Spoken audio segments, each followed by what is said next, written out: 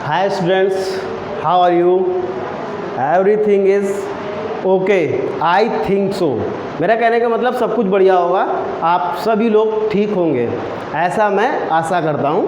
That is there. आप ध्यान से देखिएगा बेटा, आज जो हम टॉपिक लेके आए हैं वो टॉपिक क्या है, वो टेंस से ही रिलेटेड है। लेकिन वो टेंस बेटा कौन सा है? वो टेंस है आपका पास्ट टेंस। पास्ट टेंस का मतलब क्या होता है बेटा कि जो वर्क होता है वो क्या हो गया, वो बीत चुका है। पास्ट मतलब जो बीत चुका है, पास्ट की बात बताई जाती है, वहाँ पर उसको हम लोग क्या बोलते हैं? Past tense. क्लियर हुई बात? जो वर्क होगा वो आपके बीते हुए समय में होगा। क्लियर? अब हम पास्ट टेंस में ही एक पहला टेंस होता है बेटा past indefinite tense. Past tense का ही एक पहला भाग है बेटा past indefinite tense, that is past indefinite tense. Clear होगी बात? This is your past indefinite tense. ये आपका कौन सा है बेटा? पास्ट इंडेफिनिट टेंस है। जब ये पास्ट इंडेफिनिट टेंस है तो इस चीज़ को ध्यान से देखिएगा, जो मैंने पहले भी बताया था। सबसे पहली बात ये होती है कि उसको पहचानने का तरीका, आप पहचानेंगे कैसे? क्लियर होगी बात? तो सबसे पहले बेटा हम क्या लिखते हैं? रिकग्निशन। ठीक है, रिकग्निशन। रिकग्निशन मतलब बेटा क्या होती है? पहचान। समझिएगा बेटा, पहचान। अब पहचान बेटा क्या होती है, आप कैसे उस सेंटेंस को आइडेंटिफाई करेंगे? आइडेंटिफाई करने के लिए सबसे पहला तरीका ये होता है कि जिन वाक्यों के अंत में, कौन से वाक्य होंगे बेटा? वो हिंदी के वाक्य होंगे। ठीक है, जिन वाक्यों के अंत में क्या है बेटा? ता था, ती थे और ते थे। समझ में आई बात? और क्या आता है बेटा? आ, ई, ए, ओ, लाइक दिस। इस तरीके के अगर क्या आते हैं सेंटेंस में वर्ड्स आते हैं, तब आप समझ जाइएगा कि सेंटेंस कौन सा है? पास्ट इंडेफिनिट टेंस है। क्लियर होगी बात? अब इसमें क्या कहते हैं बेटा? हेल्पिंग वर्ब्स की बात करते हैं। अगर हम लोग हेल्पिंग वर्ब्स, समझिएगा बेटा, किसकी बात करते हैं? हेल्पिंग वर्ब्स की बात करते हैं। तो इसमें क्या होता है बेटा? सबसे पहली चीज़ क्या होती है? मेन वर्ब की सेकेंड फॉर्म होती है और डिड। इस पर थोड़ा चर्चा कर लेते हैं। मेन वर्ब की सेकेंड फॉर्म जो होती है बेटा, वो हमेशा अफर्मेटिव सेंटेंसेस में यूज़ करते हैं। मेन वर्ब की second form will always used in your simple sentences.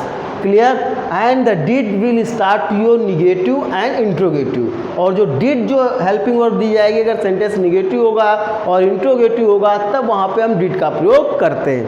ठीक है, अब देखिएगा कैसे करेंगे अनुवाद, यानी कि किस तरीके से सेंटेंस को कंप्लीट करते हैं। अब रूल्स के अकॉर्डिंग क्या करेंगे? जैसे मैं एक सेंटेंस आपको लिख रहा हूँ, उसको ध्यान से देखिएगा। मैं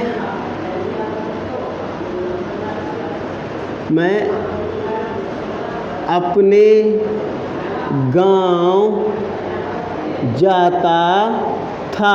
अब देखिएगा, ता था ती थे ये दिया गया है। अब क्या करेंगे बेटा? मैं अपने गांव जाता था, तो इसके लिए क्या करेंगे? सिंपल दिया गया है, तो सबसे बेटे आप क्या लिखेंगे? सब्जेक्ट प्लस मेन वर्ब की second form, then after that will be your object. Subject लिखेंगे प्लस मेन वर्ब की सेकेंड फॉर्म लिखेंगे, उसके बाद बेटा आप क्या लिखेंगे? ऑब्जेक्ट लिखेंगे। बात क्लियर हो रही ना? अब कैसे क्या करेंगे जरा देखिएगा। अब किस तरीके से सेंटेंस को कंप्लीट करेंगे? मैं की क्या होती है बेटा? आई होती है। अब मेन वर्ब क्या है बेटा? जाना है। जाना की क्या होती है? गो होती है। अब गो की सेकेंड फॉर्म क्या हो जाएगी बेटा? वेंट हो जाएगी। तो क्या हो गया? आई वेंट टू किसके घर? अपने। I went to my home या हाउस। क्लियर? इस तरीके से सेंटेंस को कंप्लीट करते हैं। ये सिंपल सेंटेंस की बात मैंने बता दी। अब इसी में देखिएगा, सेंटेंस निगेटिव करना है। अगर सेंटेंस आपका निगेटिव होगा तब क्या करेंगे? जरा ध्यान से देखिएगा बेटा। अगर निगेटिव होगा तो इसी सेंटेंस में बता रहा हूँ, मैं अपने गांव नहीं जाता था। ये सेंटेंस कैसा हो गया बेटा? आपका निगेटिव हो गया। तो निगेटिव हो जाएगा तो कैसे लिखेंगे? इसका तरीका बेटा क्या है? Subject then helping verb plus not then main verb then बेटा ऑब्जेक्ट। समझ में आ गई बात? अब देखिएगा हेल्पिंग वर्ब फिर नॉट, अब मेन वर्ब की बेटा फर्स्ट फॉर्म ही लगाएंगे। क्लियर हो गया बात, क्योंकि सेंटेंस अभी तक आपका अफर्मेटिव क्या करते थे, मेन की सेकंड फॉर्म लगाते थे, because sentence was not in negative form, क्योंकि जो सेंटेंस था वो आपके निगेटिव फॉर्म में नहीं था। तो अब कैसे करेंगे इसको, ध्यान से देखिएगा। मैं की बेटा क्या हो जाएगी, आई। हेल्पिंग वर्ब मैंने लगाया बेटा, क्या helping verb, did, very good. I did negative बनाना है तो क्या हो जाएगा बेटा, not. I did not go to my home या हाउस, जो भी समझे, ठीक है। क्लियर होगी बात, इस बात को समझ में आई बात। होम यहाँ पे जैसे कि दिया गया, आपका गांव दिया गया है, तो यहाँ पे गांव के लिए यहाँ पे मैंने होम लिख दिया, तो आप क्या कर सकते हैं, इसको चेंज करके कि होम के जगह पे क्या हो जाएगा बेटा, विलेज हो जाएगा। बात समझ गया ना, कि यहाँ पे जैसे गांव दिया गया है तो इसको मैं क्या कर दूँ, घर कर दूँ, तो वहाँ पर आपका सेंटेंस क्या हो जाएगा, करेक्ट हो जाएगा। मेरी बात समझ रहे हैं ना, क्लियर होगी बात। मैं अपने घर नहीं जाता था तो क्या होगा, I did not go to my home. Clear होगी बात। इस तरीके से ध्यान रखना है सेंटेंस को। अब हम बात करते हैं बेटा, ध्यान रखिएगा, इंट्रोगेटिव की बात करते हैं। किसकी बात करते हैं, इंट्रोगेटिव सेंटेंस की बात करें तो इंट्रोगेटिव सेंटेंस में बेटा क्या होगा, ध्यान से देखिएगा। इंट्रोगेटिव में आपका सीधा सा तरीका है, इंट्रोगेटिव सेंटेंस को बनाने के लिए आपको क्या करना है, इसका जो फॉर्मूला होता है, सबसे पहले बेटा आप क्या लिखेंगे, मान लीजिए कोई भी सेंटेंस दिया गया है, वे अपने विद्यालय में क्यों नहीं आगे बेटा पढ़ते आगे थे, वो अपने विद्यालय में क्यों नहीं पढ़ते थे। समझिएगा बेटा, ये सेंटेंसेस ऐसे होते हैं, अगर आपने नहीं सीखा तो स्टोरी नहीं आप बना पाएंगे, ठीक है। अभी स्टोरी मेकिंग आएगी तो स्टोरी मेकिंग में कैसे आप करेंगे, तो सेंटेंस जो होते हैं, टेंस बहुत ज़रूरी होता है, स्टोरी मेकिंग फिर नहीं कर पाएंगे, इसीलिए जो सेंटेंसेस होते हैं इनको जानना ज़रूरी होता है, ठीक है। आप कैसे करेंगे, वे अपने विद्यालय क्यों नहीं जाते थे। अब देखिए क्यों दिया गया है, तो अब क्या करेंगे, सबसे पहले बेटा question word plus helping verb plus subject plus main verb plus object at last question mark. ये तरीका है, समझ में आई बात, क्लियर है। इस तरीके से सेंटेंस को कंप्लीट करेंगे। जरा देखिएगा, क्वेश्चन वर्ड क्या हो जाएगा बेटा, क्योंकि क्या होती है, बहुत सही बेटा, वेरी गुड, क्या होगा, क्योंकि वाई। अब हेल्पिंग वर्ब बेटा क्या लगाएंगे, डेड लगाएंगे। ये देखिए मैंने पहले बताया था, कहाँ, इसके पहले रब हो गई है, इसके पहले हेल्पिंग वर्ब बताई थी, हेल्पिंग वर्ब डेड। अब हेल्पिंग वर्ब के बाद सब्जेक्ट बेटा वे, वाई डेड दे। अब मेन वर्ब बेटा क्या है, पढ़ना है। पढ़ना क्या होती है, रीड होती है, तो क्या हो जाएगा, why did they read. Clear होगी बात, why did they read.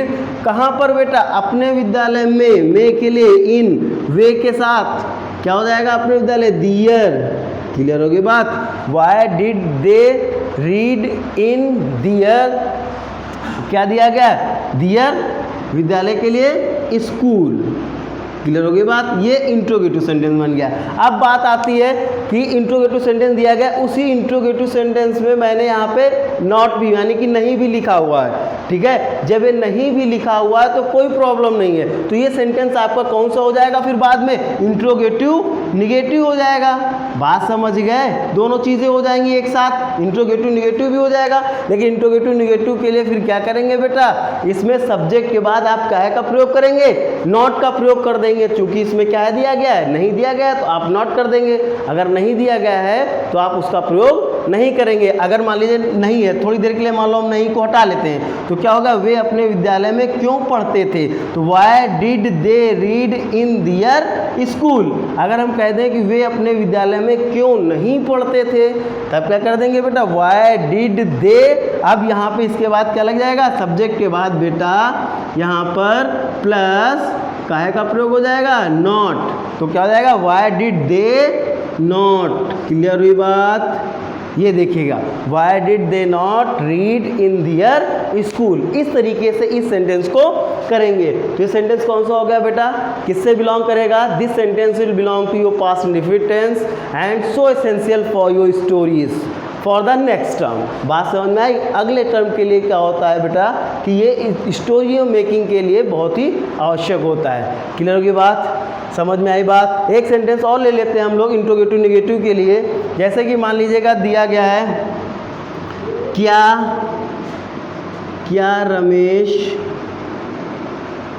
Ramesh तुम्हारे घर नहीं गया आया। ये देखिएगा, क्या रमेश तुम्हारे घर नहीं गया, तो क्या हो जाएगा बेटा, हेल्पिंग वर्ब क्या लगेगी, डिड लगेगी। ठीक है, डिड, फिर आगे रमेश, समझ गए, डिड रमेश, क्या रमेश तुम्हारे घर नहीं गया, तो क्या हो जाएगा बेटा, नॉट लग जाएगा। डिड नहीं, हाँ निगेटिव दिया गया तो नॉट लगेगा। Did Ramesh not go to your, did Ramesh not go to your, कहाँ नहीं गया, घर के लिए हाउस, ये हाउस है। क्लियर हो गई बात? Did Ramesh not go to your house. Clear हो गई बात? इस तरीके से सेंटेंस को हम कंप्लीट करते हैं। Clear? Thanks for watching. I hope good day, maybe good night, whatever is there. Thanks for watching.